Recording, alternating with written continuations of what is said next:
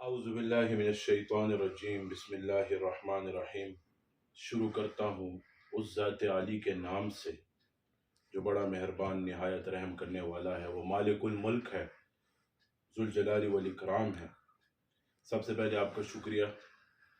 دوسری بات یہ، آپ نے جو سوال کیا کہ اسٹوڈنٹس کی تعلیم کے حوالے سے، آج ہمارے جو اسٹوڈنٹس ہیں، آج ہمارے جو طالب العلم ہیں، وہ محنت کرتے ہیں لیکن صرف دنیا کی محنت کرتے ہیں۔ کامیابی جو ہے وہ دین میں ہے، اللہ رب العالمین نے جو فرمایا ہے اس میں ہے۔ میں آپ کو ایک بات بتاؤں، نبی علیہ الصلوۃ والسلام کے طریقوں پر جو چلا ہے وہ کامیاب ہوا ہے، جس نے اس طریقوں کو چھوڑا ہے وہ ناکام ہوا ہے۔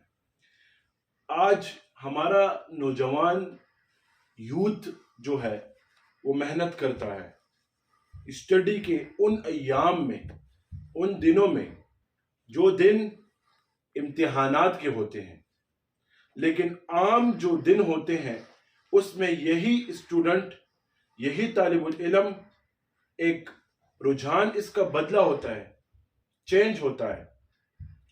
کبھی گیموں کی طرف ہوتا ہے، کبھی موبائل کی طرف ہوتا ہے، کبھی سوشل میڈیا کی طرف ہوتا ہے، کبھی ٹک ٹاک کی طرف ہوتا ہے، کبھی فیس بک کی طرف ہوتا ہے۔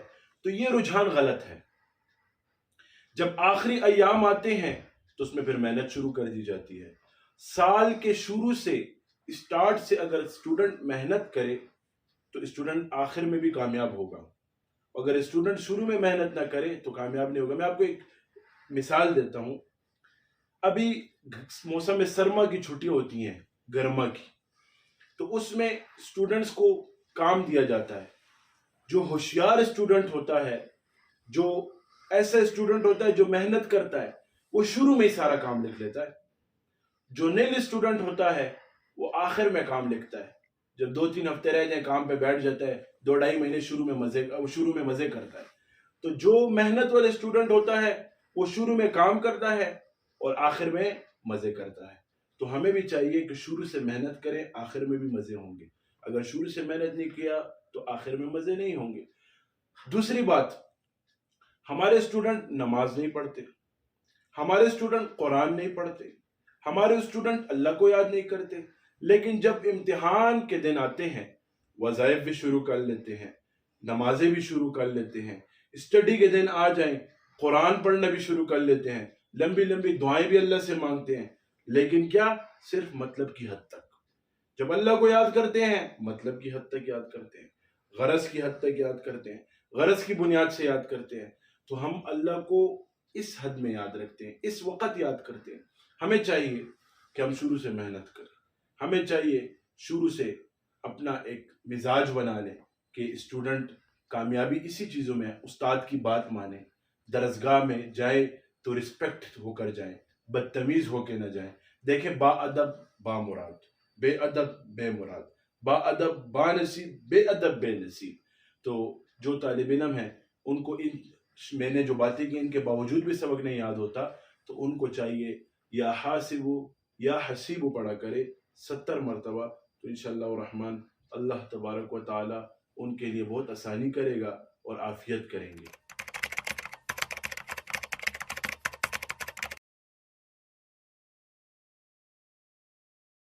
آپ کا دوسرا سوال بہت اہمیت کا حامل ہے اور ایک اہمیت رکھتا ہے معاشرے میں۔ میں پشاور میں تھا، پاکستان میں تھا۔ میں سعودی عرب کے سفر پہ آنے سے 4 سے 5 دن پہلے میرے نجی ٹی وی چینل کو انٹرویو تھا، تو وہاں انہوں نے مجھ سے سوال کیا کہ والدین کی فرما برداری کے بارے میں کوئی وظیفہ بتا دیں۔ اس سے ایک روز قبل مجھے رات کو 12:30 بجے کال آئی ایک ماں کی۔ کس کی؟ ایک ماں کی۔ اس نے مجھے کال پہ کہا السلام علیکم اور رو پڑی۔ میں نے کہا وعلیکم السلام، کیوں رو رہی ہیں آپ؟ اس نے کہا داستان بہت لمبی ہے، سناتی ہوں۔ میں نے کہا سنائیں۔ اس نے کہا میرا ایک بیٹا ہے، اس کے ساتھ میں نے بہت محنت کی ہے، اس کو میں نے اچھا لکھایا، اچھا پڑھایا، آج وہ ایک ایسے کالج میں ہے، اور رات کو جب آتا ہے، کالج کی چھٹی عموماً ایوننگ میں ہو جاتی ہے، یعنی 1 بجے 2 بجے، یہاں کا مجھے نہیں پتا یہاں کتنے بجے ہوتی ہے، وہاں کا میں رولز بتا رہا ہوں۔ کہتا ہے رات کو آتا ہے، نہ آنے کا پتہ نہ جانے کا پتہ، آ کے مجھے مارتا ہے، میرے منہ پہ تھپڑ مارتا ہے، مجھے چپلوں سے مارتا ہے، مجھے گالیاں دیتا ہے، اور میرے آگے رو پڑی۔ میں نے ایک بات کی، میں نے کہا آپ نے اس کو کس اسکول میں پڑھایا؟ اس نے کہا ہم نے اس اسکول میں پڑھایا، فلاں کالج میں پڑھایا، جو بہت نامی گرامی ہے اس وقت۔ میں نے کہا آپ نے تو اس کو اعلیٰ تعلیم تو دی ہے، اعلیٰ تربیت سے محروم رکھا ہے۔ اعلیٰ تربیت کیا ہوتی ہے؟ آقائے دو جہاں صلی اللہ علیہ وسلم کی زندگی اس کو نہیں بتائی آپ نے، صحابہ کرام نے جس طرح گھر میں زندگی گزاری آپ نے اس کو نہیں بتائی۔ آپ نے اس بچے کو دین سے دور رکھا ہے۔ آج یہی بچہ اٹھ رہا ہے، اپنی والدہ پہ ہاتھ اٹھا رہا ہے، آج یہی بچہ اٹھ رہا ہے، اپنی والدہ کی نافرمانی کر رہا ہے۔ عموماً میں نے ایسے مسئلے بہت سنے ہیں، تو ایک واقعہ سنا ہے، سینکڑوں واقعات میں نے اس طرح کال پہ سنے، مجھے والدین نے کیے ہیں، والدہ نے کیے ہیں، ہمارا بچہ بگڑ چکا ہے، ہمارا بچہ نافرمان ہو چکا ہے۔ اس کی ایک وجہ ہے، میں نے اس والدہ کو بولا اس غم کے عالم میں نے کہا آج جو تم رو رہی ہو، اگر آج سے اس کی پیدائش والے دنوں میں تم نے اس کی صحیح تربیت کی ہوتی تو تم نہ روتی۔ اگر تم اس کی صحیح تربیت کرتی، اس کو حلال اور حرام کی تمیز بتاتی، تو یہ بچہ آج نافرمان نہ ہوتا، یہ بچہ آج تم پہ ہاتھ نہ اٹھاتا۔ حالانکہ قرآن میں آیت ہے اف ولا تنہرہما، والدین کو اف بھی نہیں کرو گے، اور اس کی اتنی مجال کہ یہ تمہیں مار رہا ہے، تم پہ ہاتھ اٹھا رہا ہے۔ تو اس میں آپ کو ایک بات کرتا ہوں، اس میں غلطی کس کی ہے؟ والدین کی غلطی ہے، اس میں اور کسی کی غلطی نہیں ہے۔ اگر والدہ نے صحیح تربیت کی ہو، باپ نے صحیح تربیت کی ہو، ماں باپ نے صحیح تربیت کی ہو، تو یہ بچہ صحیح پلتا ہے۔ اور اگر گھر کے ماحول سے اس کو تربیت غلط دی جائے تو بچہ خراب ہو جاتا ہے۔ میری بات یاد رکھیں، والدہ کی جو گود ہے وہ بچے کی اول درسگاہ ہے، اگر وہاں سے بچہ کچھ نہ سیکھے تو کہیں بھی کچھ نہیں سیکھ سکتا۔ تو میری والدین سے درخواست ہے، خصوصاً والدہ سے، ماؤں سے درخواست ہے، جب اب آپ کے بچے ہوتے ہیں تو ان کو دینی تربیت دو، ان کو جس وقت آپ دودھ پلاؤ قرآن کی تلاوت کرو، جس وقت دودھ پلاؤ ذکر کرو۔ آج کل کا کیا ماحول ہے مجھے لوگ بتاتے ہیں، جس وقت دودھ پلایا جاتا ہے بچے کو موبائلوں میں لگی ہوتی ہے، گانے سن رہے ہوتے ہیں، ٹک ٹاک پہ لگے ہوتے ہیں۔ تو یہ معاشرے نے ہمیں بہت دور کر لیا دین سے۔ ہم دین کے ساتھ نسبت جوڑیں گے، ہم دین کے ساتھ جڑیں گے تو اللہ ہمیں دنیا بھی دے گا عزت کے ساتھ، احترام کے ساتھ، تو ہمیں سب کچھ ملے گا۔ اگر دین سے دور رہے، خدا کی قسم اٹھا کے کہہ رہا ہوں، یہ بات کرتا ہوں، اگر تم دنیا سے بھاگو گے دنیا تمہارے پیچھے بھاگے گی، اگر تم دنیا کے پیچھے بھاگو گے دنیا تم سے بھاگے گی۔ تو دنیا کو اپنانا ہے، ہم دنیا میں رہتے ہیں، دنیا کے کام کرنے ہیں، دنیا کے کاج کرنے ہیں، اصول فالو کرنے ہیں، رولز فالو کرنے ہیں، لیکن اس کے لیے دین ضروری ہے۔ اگر دین نہیں ہوگا تو کچھ نہیں ملے گا۔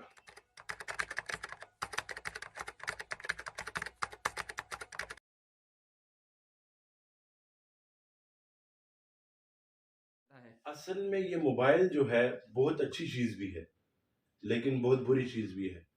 اگر اس کو صحیح طریقے سے استعمال کرو گے تو یہ بہت اعلیٰ چیز ہے، اور اگر غلط طریقے سے استعمال کرو گے بہت گھٹیا اور بہت بری چیز ہے۔ تو ہمارے اسٹوڈنٹس کے پاس موبائل ہوتی ہے، موبائل میں کوئی موویز دیکھتا ہے، کوئی کیا دیکھتا ہے، تو جب وہ بیٹھتا ہے تو اس کو پھر وہی سین یاد آتے ہیں۔ دیکھیں میری بات ایک یاد رکھیں، میں اکثر اپنے بیانات میں ایک بات کرتا ہوں کہ ہمارے آج ہم مسلمان اور پھر مسلمانوں میں خصوصاً کچھ ایسے لوگ ہیں اس حد تک گر چکے ہیں کہ وہ کوئی ایموشنل سین دیکھتے ہیں اس کی آنکھوں میں آنسو آتے ہیں۔ اسی طرح نا اسٹوڈنٹس، آپ کے اسٹوڈنٹ ہیں، ایموشنل سین دیکھا جائے تو آنکھوں میں آنسو آتے ہیں، لیکن جب ہم قرآن اور حدیث کی بات سنیں ہمیں رونا نہیں آتا۔ بالکل. آج ہمارے دلوں پہ زنگ آ چکا ہے. میں بات کو دوسرے رخ پہ لے گیا، لیکن جو میری بات تھی وہ اسی دائرے کے اندر ہے کہ ہمیں نوجوانوں کو چاہیے موبائل کو صحیح طریقے سے استعمال کریں. ابھی میوزک سنا جاتا ہے، آپ کو پتا ہے میوزک سے چلے اس کے وعیدے میں سناؤں یعنی اس کا میں عذاب سناؤں وہ الگ ایک بات ہے. اس کے نقصانات کیا ہیں؟ کان کے ذریعے سے جب گانا سنا جاتا ہے ذہن میں بیٹھتا ہے. اکثر عاشق لوگ گانے سنتے ہیں، عشق معشوقی والے گانے فلاں، اور تو اس سے کیا ہوتا ہے؟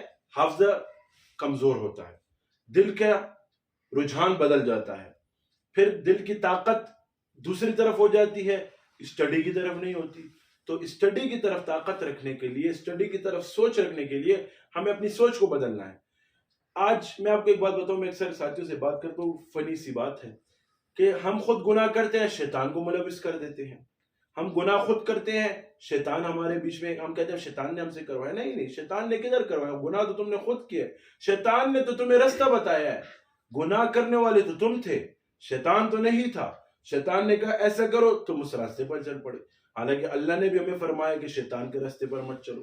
رسول اللہ صلی اللہ علیہ وسلم نے ہمیں طریقے بتائے ہیں شیطان سے بچنے کے، ہم اس طریقوں کو چھوڑ دیتے ہیں.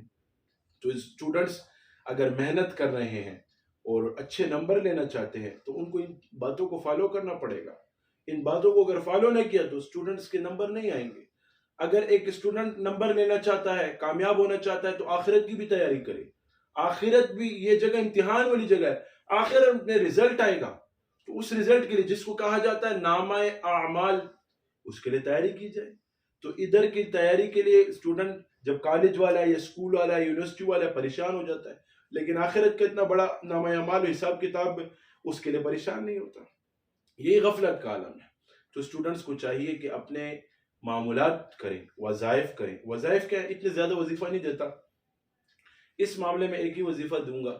سورہ توبہ کی جو 2 آخری آیات ہیں، اس کا یہ فائدہ ہے کہ رسول اللہ صلی اللہ علیہ وسلم کی شفاعت بھی حاصل ہوتی ہے، انسان دنیا آخرت میں کامیاب ہو جاتا ہے. لیکن گناہ سے بچنا خود ہے، گناہ سے بچنا خود ہے. شیطان تمہیں راستہ بتائے گا، اس کے راستے پر مت چلو. شیطان تمہارے دل میں وسوسہ ڈالے گا، اس وسوسے پہ مت چلو. اب انسان پورے دن ایسے بیٹھا ہوتا ہے، جب نماز پہ کھڑا ہوتا ہے اس کو وسوسے آنا شروع ہو جاتے ہیں. کیوں؟ شیطان اس جگہ پہ وار کرتا ہے، اس جگہ پہ وسوسہ تمہیں لائے گا جس جگہ پہ اس کو کچھ نظر آئے. آپ اب خود سوچیں، جس درخت پر پھل ہو آپ اس کو پتھر ماریں گے نا کہ پھل گریں؟ خالی درخت کو کون پتھر مارتا ہے؟ تو شیطان اسی جگہ پہ وار کرتا ہے کہ کسی مسلمان میں، مومن میں کچھ ہو. تو آپ لوگوں پہ وار ہو رہے ہیں، آپ اس واروں سے بچیں. اپنے سوچ بدل لیں، اپنے نظریہ بدل لیں، فکر بدل لیں. موبائل کو بند کر دیں، موبائل کو تنہائیوں میں استعمال مت کریں. موبائل کو غلط ٹائم پہ، جس ٹائم غلط ٹائم پہ دل ڈالتا ہے موبائل کو پھینک دے. گناہ کی طرف ہاتھ جانا روک دو گناہ کو.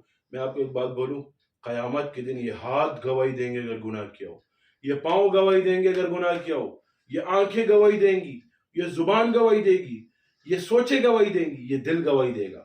میرے بھائیوں، بہت بڑی آخرت ہے، اس کی تیاری کرو. اس کی تیاری دیکھو، امتحان کی تیاری کے لیے کتنے سوالات ہوئے، اسٹوڈنٹس کے متعلق کتنے سوال ہوئے. اس سب سوالوں میں ایک ہی بات پہ گھومتا ہوں کہ آخرت کی تیاری کرو. دنیا کی تیاری آسان ہے، آخرت کی تیاری، دنیا کی تیاری میں چانس ہے، فیل ہو گیا اگلے سال پھر پیپر دو، فیل ہو گیا اگلے سال پھر پیپر دو. آخرت کی تیاری میں نہیں ہے، فیل ہو گئے تو فیل ہو گئے، پھر پاس ہونا، جہنم سے گزر کے پھر جنت میں جاؤ. تو اللہ ہم سب کو جہنم کی آگ سے بچائے. آپ لوگ سورہ توبہ کی آخری 2 آیات پڑھا کریں، 11 مرتبہ صبح، 11 مرتبہ شام. اللہ آپ لوگوں کو شیطان کے شر سے بھی بچائے گا اور اللہ رب العالمین آپ کی حفاظت کرے گا. میرے بھائیو دوستو، میرے لیے خصوصی دعا کیا کریں. اللہ ہم سب کے لیے، اللہ ہم سب کا حامی ناصر ہو، اللہ ہم سب کے لیے آسانیاں کر دے. جزاک اللہ.